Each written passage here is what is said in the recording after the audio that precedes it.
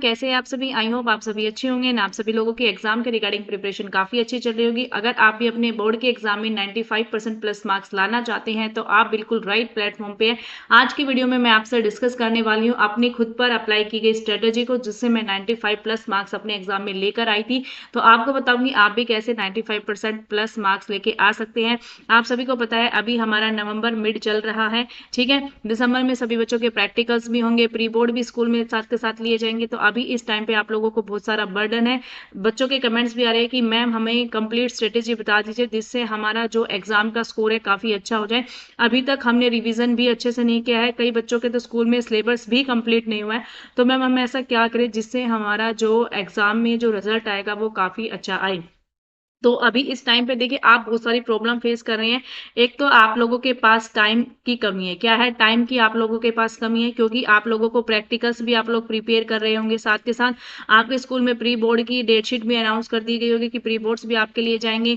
आप लोगों को रिवीजन के लिए सफिशिएंट टाइम नहीं मिल रहा है। तो ये सारी चीजें आप लोग फेस कर रहे हैं। एंड कई बच्चे ऐसे थे जिन्होंने स्टार्टिंग में ध्यान नहीं दिया, अब वो बिल्कुल जागे हैं कि मैम अब हम क्या करें, हमने तो कुछ भी अच्छे से पढ़ा भी नहीं है और अब हम क्या करें जिससे हमारा जो एग्जाम में जो स्कोर है, जो प्री बोर्ड रहेंगे उसमें जो स्कोर है उसको हम अपना अच्छा कर सकें। तो आज की वीडियो में मैं आपको कंप्लीट स्ट्रेटेजी बताऊंगी सिर्फ, ठीक है। इसके लिए देखिए आपको पढ़ना पड़ेगा, कम से कम 8 आवर्स आपको स्टडी करनी पड़ेगी। अगर आप 8 घंटे पढ़ सकते हैं तो ही इस वीडियो को देखना, अगर अदरवाइज वीडियो को छोड़ के आप जा सकते हैं, ठीक है। जो बच्चा इस टाइम पर अगर आप मेहनत नहीं करना स्टार्ट करोगे तो फिर आप कब करोगे? नवंबर, दिसंबर, जनवरी, फरवरी में आपके एग्जाम स्टार्ट हो जाएंगे, फिर आप कब लोग प्रिपरेशन करेंगे, ठीक है। तो यही बिल्कुल राइट टाइम है जब से आप अपनी प्रिपरेशन स्टार्ट कर सकते हैं। 8 घंटे आपको निकालने हैं, कैसे ना कैसे करके।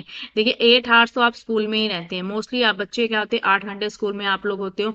उसके बाद आप घर पे आते हो, ट्यूशन क्लासेस वगैरह जाते हो, किसी की ऑनलाइन कोचिंग लेते हो, तो कुछ भी आप करते हो तो वहां पर भी आप अपना कुछ टाइम पे लगा देते हो। तो देखिए 4 आवर्स तो आप लोगों को सेल्फ स्टडी के लिए निकालने हैं। 4 घंटे आपको सेल्फ स्टडी के लिए निकालने हैं। बाकी जो 8 घंटे रहेंगे उनमें से 4 घंटे में आप अपना रिवीजन कर सकते हैं, कोई भी वीडियोस देख सकते हैं, अपनी बुक्स उठा के पढ़ाई कर सकते हैं, या अपना ट्यूशन का काम कर सकते हैं, स्कूल का काम कर सकते हैं, कुछ भी कर सकते हैं। लेकिन 4 घंटे सिर्फ आपको सेल्फ स्टडी करनी है। क्या करनी है? सेल्फ स्टडी करनी है, अपनी सेल्फ स्टडी करनी है। और जो ये मैं स्ट्रेटेजी बता रही हूँ ये भी सभी स्ट्रीम के स्टूडेंट्स के लिए, चाहे वो किसी भी स्ट्रीम का स्टूडेंट हो, ठीक है। कॉमर्स का बच्चा हो, साइंस का बच्चा हो, आर्ट का बच्चा हो, कोई भी बच्चा हो, ठीक है। तो सबसे पहले देखिए आपको क्या करना है।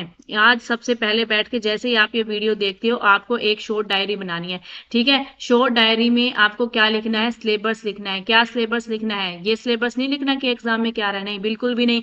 आपको लिखना है कि जो आपको अच्छे से जो चीजें आती हैं, जो चैप्टर्स आपको अच्छे से आते हैं, ठीक है। जो चैप्टर्स आपको ठीक ठीक आते हैं, ठीक ठीक यानी कि मीडियम आपको ठीक ठीक आते हैं, शुद्ध हिंदी भाषा में बता रही हूँ, समझा रही हूँ। एक चैप्टर में बनाना जिसमें आपको अच्छे से सारी चीजें आती हैं। एक टॉपिक रहने का जिसमें आपके ठीक ठीक जो चैप्टर्स आपको कुछ कुछ आते, कुछ कुछ नहीं आते। कुछ चैप्टर्स ऐसे होंगे जो आपको बिल्कुल भी नहीं आते हैं, बिल्कुल भी नहीं आते हैं। सबके लिए स्ट्रेटेजी अलग होती है, सारी चीजों के लिए स्ट्रेटेजी अलग होती है, याद रखना, ठीक है। अब ये टेबल आपको बना लेनी है। मान लीजिए इसमें आपने पहले कोई भी एक सब्जेक्ट उठाना है, उस हर सब्जेक्ट की अलग अलग ऐसे बनानी है, सभी सब्जेक्ट्स की। अगर आप कॉमर्स के स्टूडेंट हैं तो अकाउंट के लिए अलग बनाना है, बिजनेस के लिए अलग बनाना है, इको के लिए अलग बनाना है। अगर आप साइंस स्ट्रीम के स्टूडेंट्स हैं, बायो के लिए, केमिस्ट्री के लिए, सबके लिए आपको अलग अलग बनाना है। तो मैं आपको एक एग्जांपल लेके चलती हूँ, ठीक है। अगर मान लीजिए आप अकाउंट्स का यहाँ पे बना रहे हैं, एग्जाम्पल है, तो आप किसी भी सब्जेक्ट का बना सकते हैं। तो आपने मान लीजिए 5 चैप्टर्स ऐसे निकाल लिए भाई जो आपको बिल्कुल अच्छे से आते हैं, ठीक है। और आपने यहाँ पे 3 चैप्टर्स ऐसे निकालिए जो आपको ठीक ठीक आते हैं। और मान लीजिए आपने 4 चैप्टर्स ऐसे निकाल दिए जो आपको बिल्कुल भी नहीं आते हैं। अब सबके लिए अलग अलग स्ट्रेटेजी है। जो चैप्टर्स आपको अच्छे से आते हैं उन चैप्टर्स को अब आपको बिल्कुल भी नहीं पढ़ना है, बिल्कुल भी नहीं पढ़ना है। इसका मतलब ये नहीं है कि कुछ भी नहीं करोगे आप उसमें, बिल्कुल भी नहीं पढ़ने का मतलब है कि बुक में से आप उसकी थ्योरेटिकल वगैरह कुछ नहीं करना है।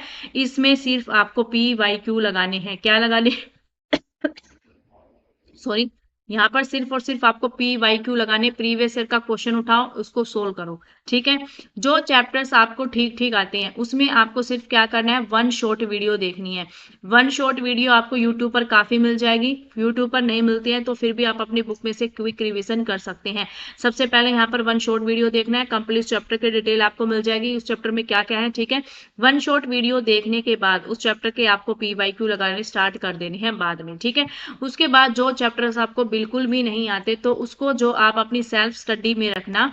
सेल्फ स्टडी जब आप करोगे उसमें उसमें उस चैप्टर को 2 घंटा ऐसा निकालना, जो चैप्टर्स आपको नहीं आते हैं उन चैप्टर्स को उस 2 घंटे में आपको इंक्लूड करना है। ठीक है, उन 2 घंटों में क्या करोगे, उस चैप्टर की आप डिटेल थ्योरी पढ़ोगे। ठीक है, और देखिए जो जो वाले चैप्टर आपको बिल्कुल भी नहीं आते, सबसे पहले तो आपको उसकी वेटेज चेक करना है कि उसकी वेटेज क्या है एग्जाम में। एग्जाम में वो चैप्टर कितना पूछा जाता है। ठीक है, वो आपको PYQ से पता चल जाएगा, या फिर भी बुक्स में हमारी वेटेज लिखी होती है कि ये चैप्टर की वेटेज इतनी है, इस यूनिटी की वेटेज इतनी है, तो उसकी सबसे पहले वेटेज देखनी है। जो चैप्टर ज्यादा वेटेज का होगा उसको प्रेफरेंस सबसे पहले देनी है, उसको सबसे पहले पढ़ना है। जिसकी वेटेज कम होगी उसको सबसे बाद में पढ़ना है। ठीक है, तो आपको क्या करना है, चैप्टर्स अच्छे से पढ़ना है। चैप्टर पढ़ने के बाद, ठीक है, चैप्टर पढ़ने के बाद रिकॉल करके देखना है कि आपको वो चीजें समझ में आई है, नहीं समझ में आई है। नहीं समझ में आई है तो दोबारा फिर से पढ़ना है। ठीक है, यानी कि बेसिकली आपको 4 घंटे में से 2 घंटे उस सब्जेक्ट के टॉपिक्स पे देने हैं जो आपको बिल्कुल भी नहीं आते हैं। एंड 2 घंटे आपको किसको देने हैं, 1 घंटा आपको देना है जो चैप्टर्स आपको अच्छे से आते हैं उनको PYQ लगानी है, और 1 घंटा देना है जो चैप्टर्स आपको ठीक ठीक आते हैं उनकी वन शॉट वीडियो देखनी है, फिर उसके PYQ लगाने हैं। इस तरीके से आपको एक पूरी टेबल बना लेनी है। अब बात बता देती हूँ कि 4 घंटे आप कैसे निकालोगे। देखिए, सबसे पहले मैं आपका मान लीजिए टाइम सेट करते हैं कि आप सुबह 7 बजे स्कूल जाते हैं, 7 बजे स्कूल जाके आप 2 बजे स्कूल से घर आ जाते हैं। ये मान लिया है मैंने आपका स्कूल का टाइम पीरियड, टाइम स्लॉट मैंने लगा लिया है। ठीक है, 2 बजे आप स्कूल से आते हैं तो मान लीजिए 3 बजे तक आप फ्रेशन अप हो जाओगे, अच्छे से जो खाना पीना होगा खा पी लोगे। 3 बजे से बाद 3 बजे बैठ जाना है पढ़ने के लिए। 3 बजे से लेकर आपको बच्चे 5:30 बजे तक पढ़ना है। अब कई बच्चे ऐसे कहेंगे कि मैम हम ट्यूशन पे जाते हैं, अब हम क्या करें। तो देखिए, जो भी अगर आपका ट्यूशन पीरियड है उसको स्किप कर देना। ठीक है, मैं टाइम स्लॉट्स लगा रही हूँ। तो 3 से 5:30 टाइम स्लॉट है, एक है आपका 5:30 से लेकर 7 बजे तक का टाइम स्लॉट। अब इन दोनों में टाइम पीरियड के बीच में ही आप ट्यूशन पे जाओगे। ठीक है, तो उस टाइम को आप लेस कर सकते हो। जो बच्चा 3 से 5:30 के बीच में जाता है तो वो उसमें अपना ट्यूशन क्लासेस ले लेना। जो बच्चा 5:30 से 7 बजे जाता है उसमें अपनी यहाँ पे अपनी सेल्फ स्टडी रख लेना। तो जो बच्चा इस स्लॉट पे ट्यूशन पे जाता है वो यहाँ पर सेल्फ स्टडी करेगा। जो बच्चा इस टाइम पे आपका जाता है ट्यूशन पे तो वो इस टाइम पे सेल्फ स्टडी रखेगा। यानी कि बेसिकली 1.5 घंटा आपको मिल जाएगा, यहाँ पर मिल गया 1.5 घंटा। 7 बजे आप फ्री हुए। ठीक है, 7 बजे आप फ्री हुए, 7 बजे घर आके खाना डिनर वगैरह कर लेना है। 1 घंटा 7 से 8 आपको फ्री हो जाना है, 1 घंटे में आपको फ्री हो जाना है। 8 से 10 आपको डेली पढ़ना है।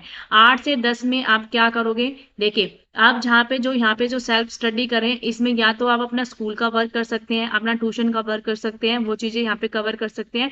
8 से 10 ये दो घंटे हैं जो मैंने आपको बताए हैं, जो आपको अपनी सेल्फ स्टडी में से निकालने हैं, जिसमें आप अपने ये सभी जो आपने स्ट्रेटेजी बनाई है इसको यहाँ पे फॉलो करना है इन 2 घंटों में। ठीक है, तो 1.5 घंटा यहाँ मिल गया, 2 घंटे यहाँ पे मिल गए, 3.5 घंटे आपको मिल गए।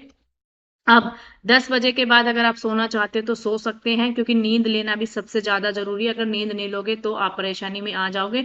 सुबह अगर आप 7 बजे स्कूल जाते हैं तो बच्चे कोशिश करें कि आप 5 बजे उठ जाए।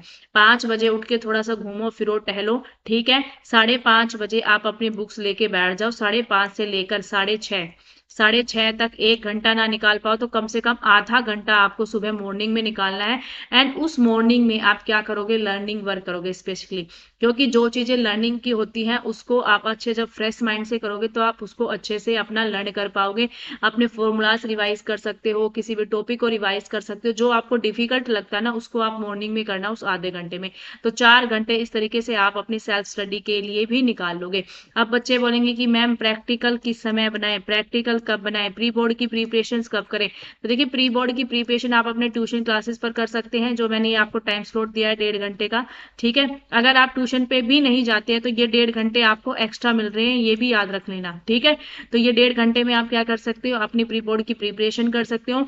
एंड 10 बजे के बाद 10 से लेकर 12 बजे तक, 10 से 12 बजे तक आप क्या कर सकते हो, रात को अपने प्रैक्टिकल्स प्रिपेयर कर सकते हो। देखिए, इस टाइम पे ऐसा होता है कि बच्चा नींद में होता है, वो अच्छे से याद नहीं कर पाता है। तो लिखने का काम आप आसानी से उस टाइम पे कर सकते हो। तो 10 से 12 2 घंटे आप लोगों को प्रैक्टिकल बनाने के लिए भी मिल गए हैं। अब ये मत बोलना कि हम प्रैक्टिकल नहीं बना रहे और फिर बोलोगे कि मैम 12 बजे सो के सुबह 5 बजे उठना है। तो देखिए करना पड़ेगा, अभी एग्जाम आपके सर पे है। अगर आप 95% प्लस मार्क्स लाना चाहते हो तो इस स्ट्रेटेजी को आपको फॉलो करना ही पड़ेगा। ठीक है, अगर आप कॉमर्स के स्टूडेंट है तो देखिए मैं आप लोगों के लिए एमसीक्यू सीरीज लेकर आ चुकी हूँ, जिसमें मैं आपको मैक्रो इकोनॉमिक्स की सीरीज मैंने स्टार्ट कर दी है, जिसमें हमने हमारा बैंकिंग तक चैप्टर्स को कवर कर लिया, जहां पर मैं आपको एमसीक्यू क्वेश्चंस कराती हूँ। पहले आपको टारगेट देती हूँ कि कल आपको ये चैप्टर रिवाइज करके आना है, फिर उसके एमसीक्यू कराती हूँ। तो इस क्लासेस में भी आप मेरे साथ एनरोल कर सकते हैं। 8:30 पे हमारी डेली रात को क्लास होती है, तो इस लाइव क्लास को भी आप ज्वाइन कर सकते हैं अगर आप अपने अच्छे से प्रिपरेशन करना चाहते हैं। अगर आपको कोई टिप्स एंड ट्रिक्स भी चाहिए होती है तो आप इस क्लास में आकर लाइव मुझसे पूछ सकते हैं। कोई हेल्प चाहिए होती है वो भी पूछ सकते हैं। कोई टॉपिक आप पूछना चाहते हैं तो वो टॉपिक भी आप मुझसे कंसल्ट कर सकते हैं। ठीक है, आई होप आप लोगों को ये स्ट्रेटेजी काफी अच्छी लगी होगी। अच्छी लगी तो प्लीज वीडियो को लाइक कर देना एंड चैनल को सब्सक्राइब कर देना। मिलते हैं नेक्स्ट वीडियो में। Bye bye and take care.